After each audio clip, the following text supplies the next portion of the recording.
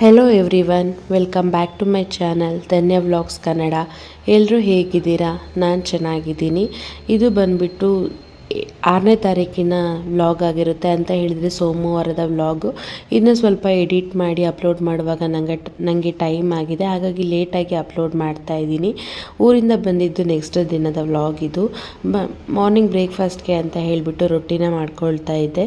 ಹಾಗೆ ಊರಿಂದ ಒಂದು ಸ್ವಲ್ಪ ಅಮ್ಮ ಚಿಕನ್ ಎಲ್ಲ ಕೊಟ್ಟು ಕಳಿಸಿದ್ರು. ಚಿಕನ್ ಮತ್ತು ಮಟನ್ ಎರಡನ್ನೂ ಕೊಟ್ಟಿದ್ರು. ಹಾಗಾಗಿ ಮಾರ್ನಿಂಗ್ ಬ್ರೇಕ್ಫಾಸ್ಟ್ಗೆ ಬೇರೆ ಪಲ್ಯ ಏನೂ ಮಾಡ್ಕೊಳ್ಳಲಿಲ್ಲ. ಚಿಕನ್ ಮತ್ತು ಮಟನ್ ಎರಡನ್ನೂ ಬಿಸಿ ಮಾಡ್ಕೊಳ್ತಾ ಇದ್ದೀನಿ. ಹಾಗೆ ಅದಕ್ಕೆ ಕಾಂಬಿನೇಷನ್ ಆಗಿ ರೊಟ್ಟಿ ಕೂಡ ಹಾಕ್ಕೊಂಡೆ, ಅಕ್ಕಿ ರೊಟ್ಟಿನ. ಊರಿಂದ ಈ ಥರ ಏನಾದ್ರು ಕೊಟ್ಟು ಕಳಿಸಿದ್ರೆ ತಿರ್ಗಾ ದಿನ ಬಂದಮೇಲೆ ಒಂದು ಸ್ವಲ್ಪ ಅಡುಗೆ ಮಾಡೋದು ಕೆಲಸ ಈಸಿ ಅಂತ ಹೇಳಿಬಿಟ್ಟು ಅನಿಸುತ್ತೆ, ರಿಸ್ಕ್ ಅನಿಸಲ್ಲ. ಈಗ ಮಾರ್ನಿಂಗ್ ಬ್ರೇಕ್ಫಾಸ್ಟ್ಗೆ ರೊಟ್ಟಿ ಹಾಕ್ಕೊಂಡಿದ್ದೀನಿ. ಹಾಗೆ ಮಧ್ಯಾಹ್ನಕ್ಕೆ ಅನ್ನ ಮಾಡಿಕೊಂಡ್ರೆ ಮುಗ್ದೆ ಹೋಗುತ್ತೆ. ಹಾಗೆ ಪಾಪು ಕೂಡ ತಿಂಡಿ ತಿನ್ನಿಸ್ಬಿಟ್ಟು ನಾನು ಕೂಡ ತಿಂಡಿ ಮಾಡಿಕೊಂಡೆ. ಇವತ್ತು ಪಾಪುದು ಬರ್ಡೇ ಇದೆ, ಇನ್ನೊಂದು 2 ಡೇಸ್ ಬಿಟ್ಬಿಟ್ಟು, ಅಂದರೆ 8ಗೆ. ಸೊ ಹಾಗಾಗಿ ಮನೆ ಕ್ಲೀನಿಂಗ್ ಮಾಡ್ಕೊಳ್ಳೋಣ ಅಂತ ಹೇಳಿಬಿಟ್ಟು ಪಾಪನ್ನ ಮಲಗಿಸ್ದೆ. ಅವನು ಮಲಗಿದ್ದಾದಮೇಲೆ ನಾನು ಕೂಡ ಮನೆ ಕ್ಲೀನಿಂಗ್ನ ಶುರು ಮಾಡಿಕೊಂಡೆ. ಮಕ್ಕಳಿರೋ ಮನೇನ ಎಷ್ಟೇ ಕ್ಲೀನ್ ಮಾಡ್ತಾಯಿದ್ರು ಕೂಡ ಒಂದು 10 ನಿಮಿಷಕ್ಕೆ ಮತ್ತೆ ಅದೇ ಥರ ಗಲೀಜು ಮಾಡಿ ಹಾಕಿಬಿಡ್ತಾರೆ. ಅಂತ ಹೇಳಿದರೆ ಒಂದು ಟಾಯ್ಸ್ ಎಲ್ಲ ಚೆಲ್ಕೊಳ್ಳೋದು, ಇಲ್ಲ ಬೆಡ್ಶೀಟ್ ಎಲ್ಲ ಎಳ್ದು ಹಾಕೋದು, ಇಲ್ಲ ಪೇಪರ್ಗಳನ್ನ ಚಿಕ್ಕದಾಗಿ ಕಟ್ ಮಾಡಿ ಹಾಕೋದು, ಈ ಥರ ಎಲ್ಲ ಮಾಡಿಬಿಟ್ಟು ಮನೆ ಗಲೀಜನ್ನ ಮಾಡ್ಕೋತಾರೆ. ಹಾಗೆ ನಾನು ಊರಿಗೆ ಹೋಗಿದ್ನಲ್ಲ, ಊರಿಂದ ಬಂದಮೇಲೆ ಏನು ಕ್ಲೀನ್ ಮಾಡ್ಕೊಂಡಿರಲಿಲ್ಲ. ಹಾಗಾಗಿ ಸಿಕ್ಕಾಬಟ್ಟೆ ಗಲೀಜಾದಂಗೆ ಆಗಿತ್ತು ಮನೆ. ಸೊ ಕಂಪ್ಲೀಟಾಗಿ ಫುಲ್ಲು ಕ್ಲೀನ್ ಮಾಡ್ಕೊಳ್ತಾ ಇದ್ದೀನಿ. ಹಾಗೆ ಆನ್ಲೈನಿಂದ ತರಿಸಿದ್ದು ಕೆಲವೊಂದು ರೆಡ್ ಬಾಕ್ಸಸ್ ಎಲ್ಲ ಇತ್ತು, ಅದನ್ನ ಕೂಡ ಎಲ್ಲ ಹೊರಗಡೆ ಹಾಕಿಬಿಟ್ಟು ಒಂದು ಟಾಯ್ಸ್ನ ಕೂಡ ಎತ್ತಿಟ್ಕೊಂಡೆ. ಏನಾದರೂ ಫಂಕ್ಷನ್ ಬಂದಾಗ ಮನೆ ಕ್ಲೀನ್ ಮಾಡೋಕ್ಕೆ ಹೋದರೆ ರಿಸ್ಕ್ ಅನಿಸುತ್ತೆ. ಇಲ್ಲ ಅಂದರೆ ಯಾವಾಗ ಫ್ರೀ ಇರುತ್ತೆ ಆವಾಗ ಎಲ್ಲ ಟೈಮ್ ತೊಗೊಂಡ್ಬಿಟ್ಟು ಮನೇನ ಕ್ಲೀನ್ ಮಾಡಿಕೊಂಡ್ರೆ ಸಿಕ್ಕಾಬಟ್ಟೆ ಈಸಿ ಅನಿಸುತ್ತೆ. ಒಂದೇ ಸಲ ಕ್ಲೀನ್ ಮಾಡೋದಕ್ಕೆ ಹೋದರೆ ಸ್ವಲ್ಪ ಪ್ರೆಷರ್ ಅಂತ ಹೇಳ್ಬಿಟ್ಟು ಫೀಲ್ ಆಗುತ್ತೆ. ಯಾವ ಕ್ಲೀನ್ ಮಾಡೋದು, ಯಾವ ಕ್ಲೀನ್ ಮಾಡಬಾರ್ದು ಅನ್ನೋದೇ ಒಂಥರ ಕನ್ಫ್ಯೂಷನ್ ಆಗಿರುತ್ತೆ.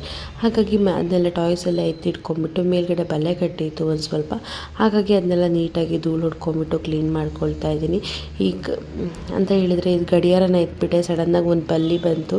ಅದು ಹೋಗ್ತಾನೆ ಇರಲಿಲ್ಲ, ಎಷ್ಟು ಓಡಿಸಿದ್ರು. ಬಲ್ಲಿ ಹೊಡಿಬಾರ್ದು ಅಂತ ಹೇಳ್ಬಿಟ್ಟು ಹೇಳ್ತಾರೆ, ಹಾಗಾಗಿ ಅದನ್ನೇನು ಹೊಡಿಯೋಕ್ಕೆ ಹೋಗಲ್ಲ. ಅದನ್ನ ಹೊಡಿಯೋದಕ್ಕೆ ಹೋದರೆ ಭಯ ಕೂಡ ಆಗುತ್ತೆ. ಸೊ ಅದಕ್ಕೆರಡು ಕೂಡ ಕಾರಣ ಇಟ್ಕೊಂಡ್ಬಿಟ್ಟು ನಾನೇನು ಬಲ್ಲಿ ಸಾಯಿಸೋದಿಲ್ಲ. ಹಾಗೆ ನೀಟಾಗಿ ಎಲ್ಲ ಧೂಳನ್ನ ಕೂಡ ಹೊಡ್ಕೊಂಡೆ. ನಾನು ಕಸ ಅಂದರೆ ಮೇಲ್ಗಡೆಗೆ ಧೂಳು ಹೊಡೆಯೋದಕ್ಕೆಲ್ಲ ನಾನು ಸಪ್ರೇಟಾಗಿ ಬಲೆ ತೆಗೆದು ಬರುತ್ತಲ್ಲ, ಅದನ್ನ ಏನು ಯೂಸ್ ಮಾಡಲ್ಲ. ಮಾಮೂಲಿ ಕಸ್ಪರ್ಕೆ ಏನಿರುತ್ತೆ ಅದರಲ್ಲೇ ಮೇಲ್ಗಡೆ ಎಲ್ಲ ಧೂಳು ಹೊಡ್ಕೊಂಡ್ಬಿಡ್ತೀನಿ. ಅದಕ್ಕೆ ಅಂತ ಹೇಳ್ಬಿಟ್ಟು ಸಪ್ರೇಟಾಗಿ ಒಂದು ತೊಗೊಬಂದ್ರೆ ಅದನ್ನ ಇಡೋಕ್ಕೆ ಪ್ಲೇಸ್ ಎಲ್ಲ ಇರೋಲ್ಲ. ಪಾಪು ಬೇಗ ಮುರಿದಾಗ್ತಾ ಇರುತ್ತಾನೆ. ಹಾಗಾಗಿ ಕಸ್ಪರ್ಕೆಲ್ಲ ಮೇಲೆಲ್ಲ ಧೂಳು ಹೊಡ್ಕೊಂಡ್ಬಿಟ್ಟು ಗಡಿಯಾರ ಏನಿತ್ತು ಅದನ್ನ ನೀಟಾಗಿ ಫಸ್ಟಿಗೆ ಒಂದು ಥಂಡಿ ಬಟ್ಟೆಯಲ್ಲಿ ಒರೆಸ್ಕೊಂಡ್ಬಿಟ್ಟು ಆಮೇಲೆ ಟಿಶ್ಯೂ ಅಲ್ಲಿ ಒರೆಸ್ತಾ ಇದ್ದೀನಿ. ಅಂತ ಹೇಳಿದಾಗ ನ್ಯೂಸ್ ಪೇಪರ್ ಖಾಲಿಯಾಗಿದೆ ಮನೆಯಲ್ಲಿ, ಹಾಗಾಗಿ ಸದ್ಯಕ್ಕೆ ಟಿಶ್ಯೂನೇ ಯೂಸ್ ಮಾಡ್ತಾ ಇದ್ದೀನಿ.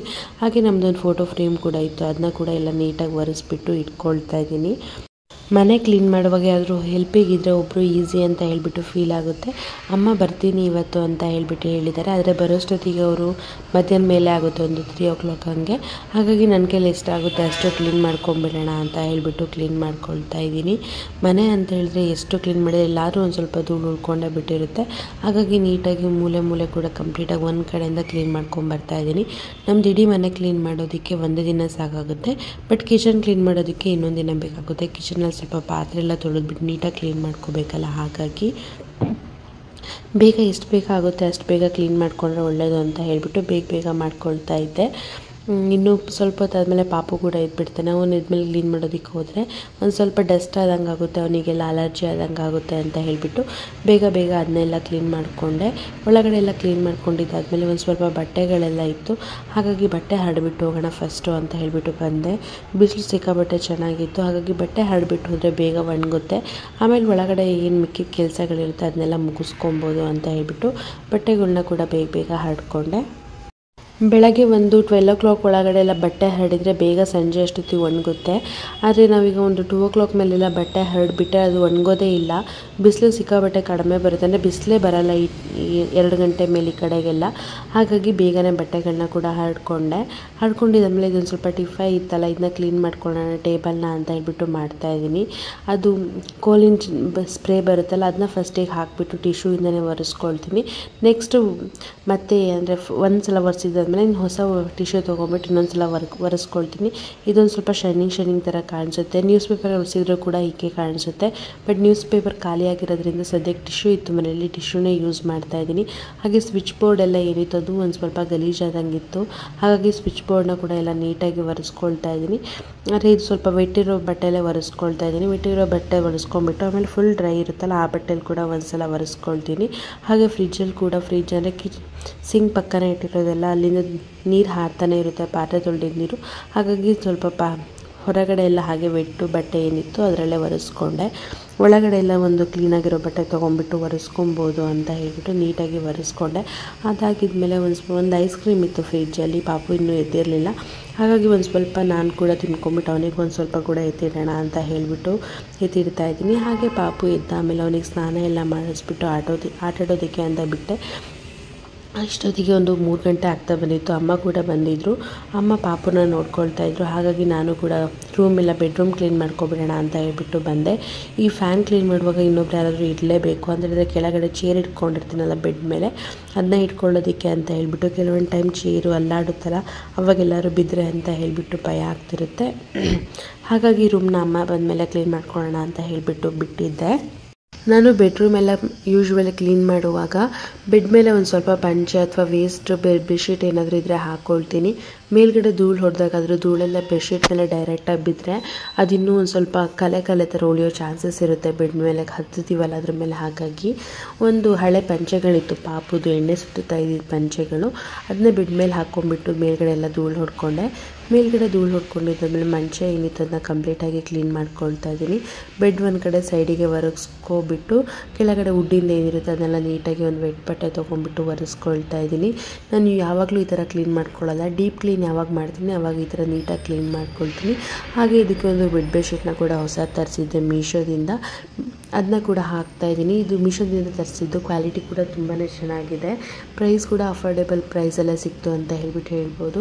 ನಿಮಗೆ ಬೇಕು ಅಂತ ಹೇಳಿದರೆ ಕಮೆಂಟ್ ಮಾಡಿ, ಲಿಂಕ್ನ ನಾನು ನಿಮ್ಮ ಜೊತೆ ಶೇರ್ ಮಾಡ್ತೀನಿ. ನಮ್ಮ ಬೆಡ್ರೂಮಿಗೆ ಈ ಕಲರ್ ಒಂಥರ ಸೂಟ್ ಆಗ್ತಾಯಿತ್ತು. ಇದು ಕೂಡ ಸೂಟ್ ಆಗುತ್ತೆ. ಲಾಸ್ಟ್ ಟೈಮ್ ತರಿಸಿದ್ನಲ್ಲ ಅದು ಆ ಬೆಡ್ಶೀಟ್ ಕೂಡ ಸೂಟ್ ಆಗುತ್ತೆ. ಹಾಗೆ ಪಾಪು ಕೂಡ ಅಷ್ಟೊತ್ತಿಗೆ ಬಂದ, ಅವನು ಕೂಡ ಆಟ ಆಡ್ತಾ ಇದ್ದ.